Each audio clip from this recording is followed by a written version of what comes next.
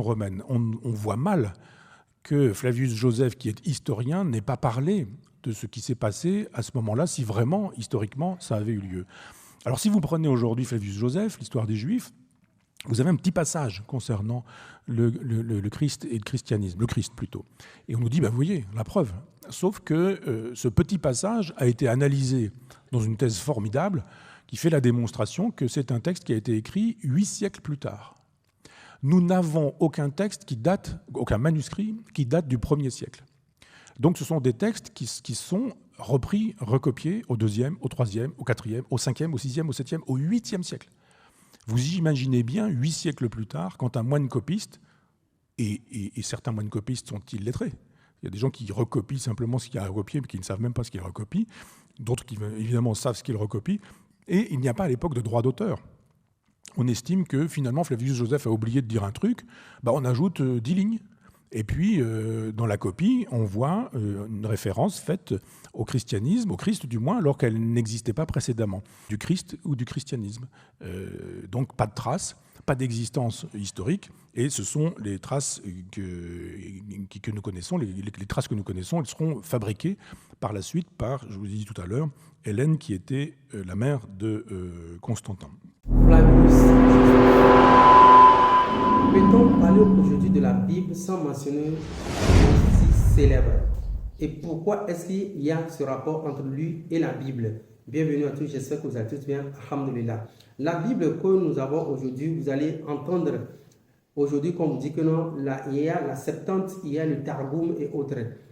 Du coup, si nous repartons en arrière pour bien connaître cette histoire de la Bible jusqu'à la Septante, on a la Bible hébraïque qui a été faite l'objet de tradition qui va s'appeler après la Septante. La Septante que les Juifs ne vont pas adopter, mais ils vont plutôt adopter une autre Bible qui s'appelle le Targum. Toute cette histoire a été racontée par Flavius Joseph. Mais est-ce que réellement c'est Flavius Joseph qui est à la base de tout cela? J'espère que vous êtes tous bien. Alhamdulillah. Si vous ne vous êtes pas abonné, pensez à le faire.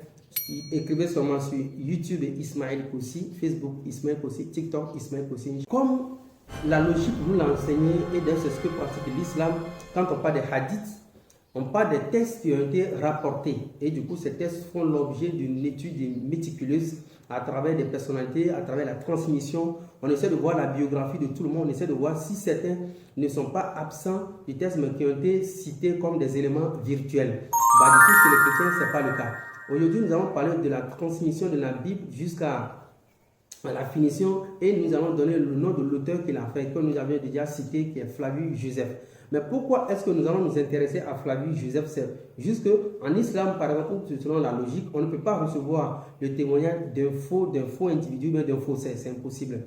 Donc du coup, nous nous sommes posé la question si Flavius Joseph, c'est un homme vraiment qui mérite la confiance, d'où on peut authentifier tous ces rapports qu'il a fait, qui est aujourd'hui la transmission de la Bible jusqu'à la Bible grecque jusqu'à aujourd'hui. Nous allons voir si réellement ce dernier fait partie des hommes intègres. Flavius Joseph, qui est aujourd'hui qui est mentionné dans le texte de chrétien, c'est une personnalité très importante. Né quelques années après le départ de Isa, il a participé ou bien il a été présent selon ses rapports au temps de la guerre des Romains et des Israélites, du moment où le général Titus avait incendié le temple à Jérusalem 70 ans après Jésus-Christ. Donc, il va même mentionner qu'il fut présent. La tradition, ce que la tradition raconte sur ce monsieur, c'est que ce monsieur il a été même nommé général au cours de cette guerre-là. Du coup, au fil des temps, les Israélites se sont plaints que Flavius Joseph serait devenu un traître entre eux et puis les Romains. Du coup, il était du côté des Romains, mais toutefois, il était élu à la tête des Israélites. Il a joué ce double jeu-là et aujourd'hui, il est considéré comme un couteau à double tranchant. Nous, ce qui va nous intéresser aussi, ce sont les rapports de Flavius Joseph qui ont eu une grande importance dans la vie ou bien dans l'étude des chrétiens. Flavius Joseph, c'est lui qui a rapporté que Aristée aurait écrit une lettre à Philocrate. Et c'est dans cette lettre qu'on a trouvé maintenant les traces ou bien comment dire, les étapes de la Bible. Aujourd'hui, toi, chrétien, si tu as compris, ou bien si tu as entendu qu'on te dit que voici la Bible qui a été traduite, voici la Bible, la Septante, ou bien le Targum, avec toutes ces traditions parlant de la dynastie Lagide, parlant du général Lagos, qui a créé la dynastie Lagide. Quand on parle de la période des Maccabéens, quand on parle de tout ce qu'on peut raconter aujourd'hui sur la Bible, sa transmission, ça vient de ce monsieur. Tout, ça vient de ce monsieur. En fait, c'est ce monsieur, Flavius Joseph, qui a mentionné que Aristée aurait écrit une lettre à son ami Philocrate, et c'est dans cette lettre-là qu'on a trouvé l'histoire de la tradition de la Bible en grec. Jusqu'à aujourd'hui, en latin, jusqu'à nous aujourd'hui. Bah, si Flavius Joseph qui est à la tête de tout cela, mais si sa vie est remplie de zones d'ombre, mais on se pose la question si on peut croire ce monsieur qui n'est pas fiable. C'est-à-dire, les chrétiens, ils n'ont aucune source. Ils n'ont aucune source. Ils n'ont personne qui a raconté comment est-ce que la Septante fut l'objet de tradition par les 70 juifs et 72 juifs, séquestrés dans des chambres séparément, parlant comment dire, de la dynastie Lagide, parlant de la période, tout ça là, toutes ces périodes-là, marquant comment dire, la Bible. Personne ne pourrait être au courant si ce n'est qu'à travers Flavius Joseph, Aristée et Philocrate. Maintenant, intéressons-nous à la vie de Flavius Joseph. On avait dit que non, il était même considéré comme un traître à son époque. Parce que finalement, il a été accusé et comment dire, traduit coupable comme traître entre eux et puis les Romains. Bon, ça, c'est pas fini. En fait, Flavius Joseph, c'est un homme qui a eu des enfants. Vous pouvez faire toutes les recherches sur lui. Il a eu des enfants. Mais vous n'allez jamais trouver le nom de ces femmes. On vous dira seulement qu'il a eu des concubines. Mais pourquoi avait-il des concubines? Une personnalité importante. Pourquoi avait-il eu des concubines? Vous voyez? C'est grave. Mais pourquoi c'est grave? C'est un humain. Je sais, mais pourquoi c'est grave? C'est parce que Flavius Joseph, selon les rapports qu'on vous cache, il était divorcé 3 fois. Il était divorcé 3 fois. Est-ce que le divorce est permis dans le christianisme? Voyons ça dans la Bible. Dans la Bible, dans Matthieu 19, verset 2, il est dit, une grande foule le suivait et là, il guérit les malades. Les pharisiens l'abordaient et dit pour l'éprouver, est-il permis à un homme de répudier sa femme pour un motif quelconque? Ça, c'est les gens qui ont posé la question à Jésus. Il répondit, n'avez-vous pas lu que le Créateur au commencement fit l'homme et la femme, et qu'il dit, c'est pourquoi l'homme quittera son père et sa mère et s'attachera à sa femme, et les deux deviendront une seule chair. Ainsi, ils ne sont plus deux, mais ils sont une seule chair. Que l'homme donc ne se sépare pas ce que Dieu a enjoint. Vous voyez là, c'est-à-dire la Bible condamne par ses soi-disant dits de Jésus les divorces. Tu ne peux pas répudier ta femme. Impossible. Mais si la Bible interdit cela, mais pourquoi est-ce que Flavius Joseph s'était divorcé 3 fois? C'est la question. Pourtant, Flavius Joseph, il est la clé. Il est le tunnel. Il est tout pour le chrétien. C'est un homme que vous n'entendez pas parler de parce qu'il a eu un passé qui est très sombre. Pourtant, c'est lui qui est à la tête de la transmission de la Bible. C'est lui qui raconte tout. Si ce monsieur n'avait pas imposé ces histoires, entre parenthèses, bidons, personne ne saura aujourd'hui pourquoi est-ce que la Bible en grec comme ça, ainsi de suite. Tous les noms cités, personne ne saurait. Les Juifs n'auraient pas aujourd'hui leur Targum. Parce que les Juifs, eux, ils ont refusé la Septante. Ils ont refait après eux la tradition de la Septante grecque en hébreu. Ben, ça ne suffit pas. Maintenant, les Romains, pour créer le christianisme, eux, qu'est-ce qu'ils ont fait? Ils ont retraduit tout en latin. À partir de la Vulgate latine de Jérôme. Voilà, qu'on a eu aujourd'hui, tout ce qu'on a comme tradition encore. C'est retraduit en latin, de latin, c'est revenu en grec, et on a supprimé, on a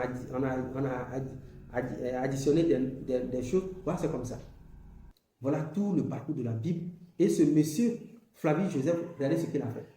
Donc, revenons à notre histoire. Jésus aurait interdit le divorce. Mais Flavius Joseph, qui fut un premier chrétien, si je peux le dire, c'est lui qui a tout commandité, c'est lui maintenant, ce monsieur, il s'est divorcé 3 fois. Mais pourquoi est-ce que ce monsieur n'a pas suivi ces versets de la Bible? Et aujourd'hui, les chrétiens nous imposent ces versets. Nous allons lire dans le Surah 2, verset 228, que dit Allah subhanahu wa ta'ala du divorce. Parce que dans la Bible ici, ce qui a été dit, il a dit, dans Matthieu 19, verset 7, il y a une question qui va être posée encore à Jésus par la suite. Pourquoi donc lui dit-il, Moïse a-t-il prescrit de donner à la femme une lettre de divorce et de la répudier? Et Jésus répond, c'est à cause de la dureté de loi que Moïse vous a permis de répudier vos femmes. Au commencement, il n'en était pas ainsi. Donc du coup, les pharisiens, ils disent que Moïse aurait recommandé de donner une lettre à la femme juste quand il veut de divorcer d'elle. Mais Jésus dit non, ce n'était pas comme ça, que c'est Moïse, à cause de la dureté de loi que Moïse a recommandé cela. Donc lui, Jésus aujourd'hui, il ne recommande pas le divorce. Maintenant, la question qu'on se pose maintenant, est-ce que les lois qui ont été données à Moïse, à son peuple, est-ce que toutes ces lois viennent de Jésus? Si ces lois ne viennent pas de Jésus, que les chrétiens nous font un tri, voici telle loi qui vient de Moïse, telle loi qui vient de Jésus, telle loi qui vient de Moïse, telle loi qui vient de Jésus. Parce que dans la Bible, les chrétiens nous disent que c'est Jésus qui a envoyé Moïse. Bah, du coup, si Moïse a ordonné une loi, c'est que cette loi vient de Jésus. Parce que nous, aujourd'hui, tout ce qu'on a dans la loi, dans le Coran, a été transmis par Mohammed alayhi sallam. Et nulle part, on n'a pas dit que c'est pas Allah. C'est Allah qui a tout retransmis. Le prophète nous a retransmis. Vous comprenez un peu? Donc, ces lois viennent de Jésus lui-même. Mais Jésus lui-même, il vient, il se disculpe. Il dit non, c'est Moïse qui vous a donné ça. Mais qu'est-ce que Moïse a donné qui n'a pas rapport avec Jésus? Pourtant, dans les textes coraniques, donc nous, on a compris que donner juste une lettre à la femme, une lettre de divorce à la femme, c'est l'humilier. En fait, ça ne peut pas se faire. Tu vis avec ton épouse et puis du jour au lendemain, tu te lèves, tu écris une lettre, prends, tiens, dégage. Mais c'est impossible.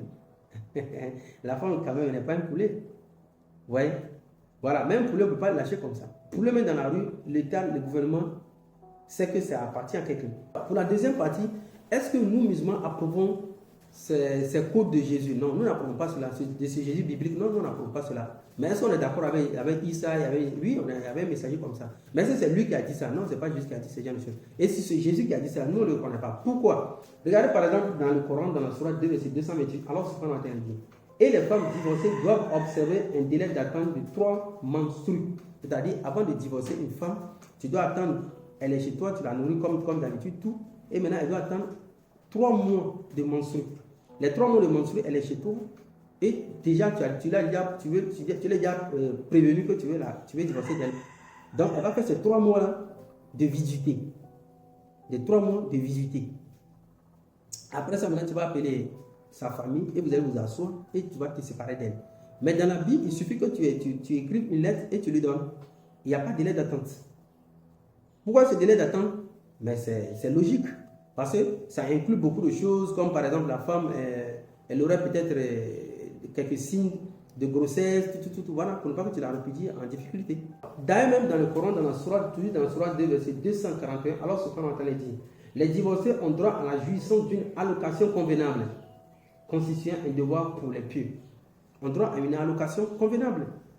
C'est-à-dire qu'on ne peut pas divorcer une femme comme ça dans une situation difficile, en la contrainte, en lui soutirant tout. Non, c'est toute une législation, c'est un code à suivre. Mais juste écrire une lettre à une femme, non, c'est impossible. Donc, en résumé, chers frères et sœurs, ce qu'on a voulu vous présenter, c'est que quoi? Il y a eu toutes les personnalités qui ont œuvré pour la confession de ce livre qu'on a, la Bible, un fourre-tout irrationnel. Toutes ces personnalités ont eu des passés sombres. C'était des mécréants. C'était des gens qu'on a caché leur vie. Ils ont eu des zones d'ombre. Donc Flavius Joseph, qui est l'auteur, il a passé toute sa vie. C'était un monsieur qui était dégueulasse. C'était un monsieur qui était dégueulasse. Il s'est divorcé 3 fois. Les chrétiens nous ont caché ça. Voilà. Pourtant, s'il lit ses confrères, c'est les gens qui n'auraient pas la Bible, qui ne croient pas la Bible et autres. En fait, tout mécréant se coince sur la Bible pour pouvoir évoluer, Inch'Allah, dans ses passions, dans ses habitudes maniaques. Donc, j'espère que vous avez tous compris. Flavius Joseph n'était juste qu'un faussaire.